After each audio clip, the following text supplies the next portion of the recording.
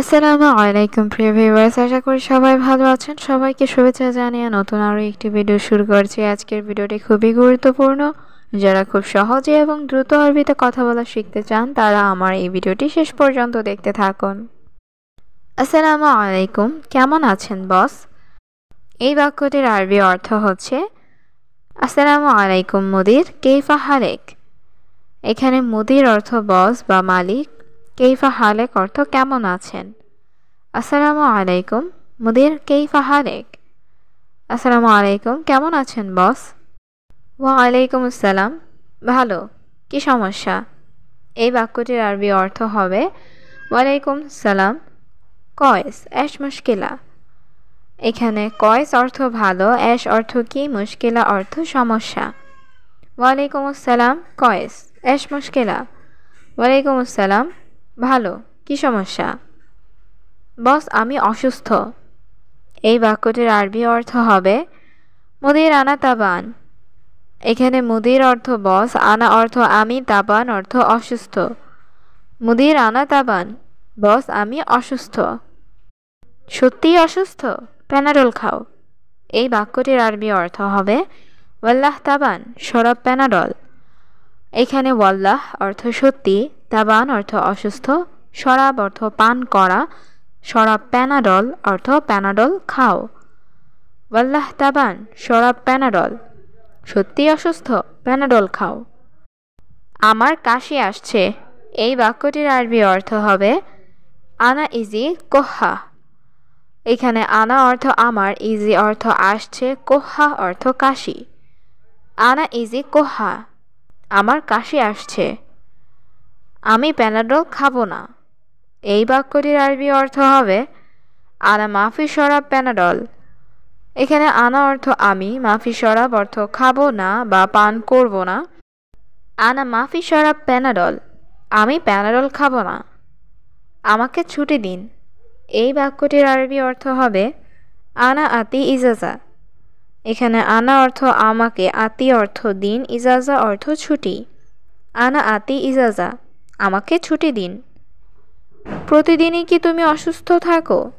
এই বাক্যটির আরবি অর্থ হবে কুল্লু ইয়ুমিন তাতাবান।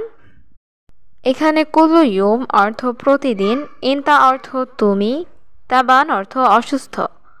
কুল্লু ইয়ুমিন তাতাবান, প্রতিদিনই কি তুমি অসুস্থ থাকো? পরে হাবিবির সাথে কথা বলবে, আমি জানি। এই বাক্যটির আরবি অর্থ হবে বাদেন গিরগির হাবিবি আনা মালুম। এখানে বাদেন অর্থ পরে, গিরগির অর্থ কথা বলা, হাবিবি অর্থ প্রিয়তমা, আনা মালুম অর্থ আমি জানি।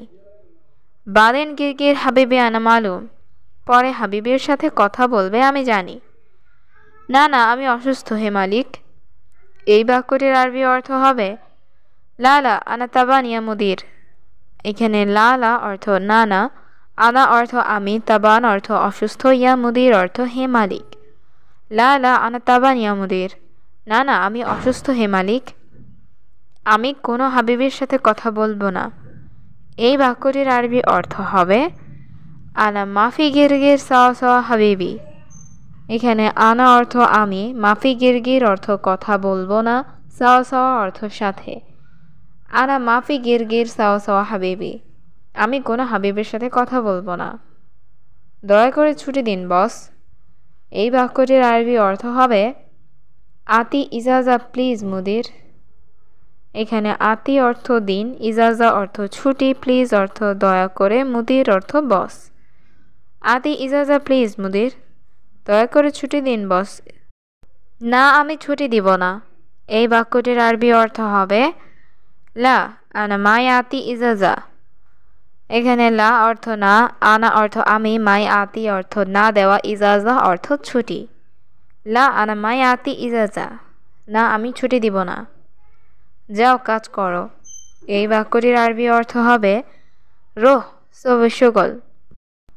এখানে রোহ অর্থ যাও, সবি অর্থ করো, সুগল অর্থ কাজ। রোহ সবি সুগল, যাও কাজ করো। ছুটি দিবে না? এই বাক্যটির আরবি অর্থ হবে মাফি আতি ইজাজা।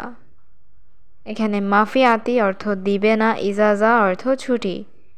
মাফি আতি ইজাজা, ছুটি দিবে না? ওকে, আমার কাজ লাগবে না। এই বাক্যটির আরবি অর্থ হবে খালাস আনা মাই আবগা শুগল। এখানে খালাস অর্থ শেষ বা ওকে, আনা অর্থ আমার, মাই আবগা অর্থ লাগবে না, শুগল অর্থ কাজ। খালাস আনা মাই আবগা শুগল, ওকে আমার কাজ লাগবে না। তুমি অন্য কাজের মেয়ে খোঁজো। এই বাক্যটির আরবি অর্থ হবে দৌড় খাদ্দামা ইন্তাতানি। এখানে দৌড় অর্থ খোঁজা, তানি অর্থ অন্য, খাদ্দামা অর্থ কাজের মেয়ে, ইন্তা অর্থ তুমি। দৌড় খাদ্দামা ইন্তাতানি, তুমি অন্য কাজের মেয়ে খোঁজো। কেন কাজ করবে না? এই বাক্যটির আরবি অর্থ হবে লেশ মাফি সুগল। এখানে লেশ অর্থ কেন, সুগল অর্থ কাজ করা, মাফি সুগল অর্থ কাজ করবে না। লেশ মাফি সুগল, কেন কাজ করবে না? বস, আমি অনেক অসুস্থ। এই বাক্যটির আরবি অর্থ হচ্ছে মুদির আনা তাবান মাররা। এখানে মুদির অর্থ বস, আনা অর্থ আমি, মাররা তাবান অর্থ অনেক অসুস্থ। মুদির আনা তাবান মাররা, বস আমি অনেক অসুস্থ। ওকে, আজ কাজ করতে হবে না। এই বাক্যটির আরবি অর্থ হচ্ছে খালাস আলিয়ম মাফি সুগল। এখানে আলিয়ম অর্থ আজ, সুগল অর্থ কাজ করা, মাফি সুগল অর্থ কাজ করতে হবে না। খালাস আলিয়ম মাফি সুগল, ওকে আজ কাজ করতে হবে না। প্যানাডল খেয়ে তারপর ঘুমাও। এই বাক্যটির আরবি অর্থ হবে শরাব প্যানাডল বাদের নুম। এখানে শরাব প্যানাডল অর্থ প্যানাডল খেয়ে, বাদের নুম অর্থ তারপর ঘুমাও। শরাব প্যানাডল বাদের নুম, প্যানাডল খেয়ে তারপর ঘুমাও। কাজ আগামীকাল, ঠিক আছে? এই বাক্যটির আরবি অর্থ হবে সুগল বুকরা তাইয়েব। এখানে সুগল অর্থ কাজ, বুকরা অর্থ আগামীকাল, তাইয়েব অর্থ ঠিক আছে। সুগল বুকরা তাইয়েব, কাজ আগামীকাল, ঠিক আছে? ঠিক আছে, ধন্যবাদ বস। এই বাক্যটির আরবি অর্থ হবে তাইয়েব শুক্রান ইয়া মুদির। এখানে তাইয়েব অর্থ ঠিক আছে, শুক্রান অর্থ ধন্যবাদ, মুদির অর্থ বস। তাইয়েব শুক্রান ইয়া মুদির, ঠিক আছে ধন্যবাদ বস। ইনশাল্লাহ আগামীকাল কাজ করব। এই বাক্যটির আরবি অর্থ হবে ইনশাল্লাহ বুকরা সুগল। এখানে বুকরা অর্থ আগামীকাল, সুগল অর্থ কাজ করা। ইনশাল্লাহ বুকরা সুগল, ইনশাল্লাহ আগামীকাল কাজ করব।